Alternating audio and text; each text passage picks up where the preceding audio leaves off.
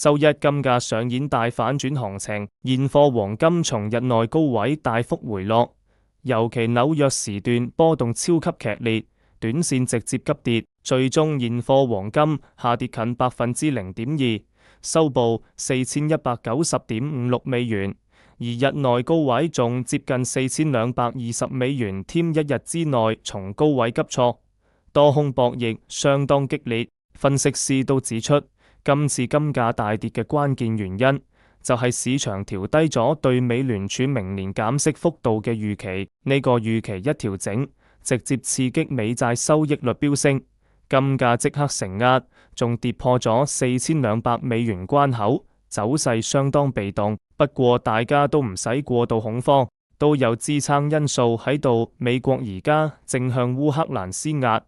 要烏克蘭同意同俄羅斯達成和平協議，呢個地緣政治不確定性始終支撐住黃金嘅避險吸引力，為金價托底。而家市場所有目光都聚焦喺美聯儲身上，就等緊佢嘅議息決議同更多政策指引。美國聯邦公開市場委員會 FOMC 會喺美國當地時間周三結束會議，做出今年最後一次政策決定。之後半個鐘，美聯儲主席鮑威爾仲會開記者會，呢個記者會先至係重點。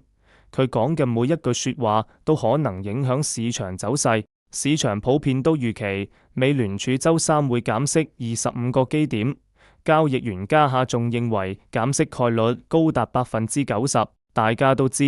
利率一減低，持有黃金嘅機會成本就會降低，通常都會提高黃金嘅吸引力。而且長線睇，金價仲有上升空間，皆因有幾大支撐因素。美元下跌，大家對黃金 ETF 嘅需求增加，央行不斷購金，再加埋地緣政治帶來嘅避險需求，呢啲都會持續利好金價。仲要聲明，以上內容純屬參考，唔構成任何投資建議，如據此買賣，盈虧自負。想第一時間收到美聯儲議息結果同金價實時走勢拆解，快啲訂閱，俾個 like， 再 share 俾身邊嘅投資老友，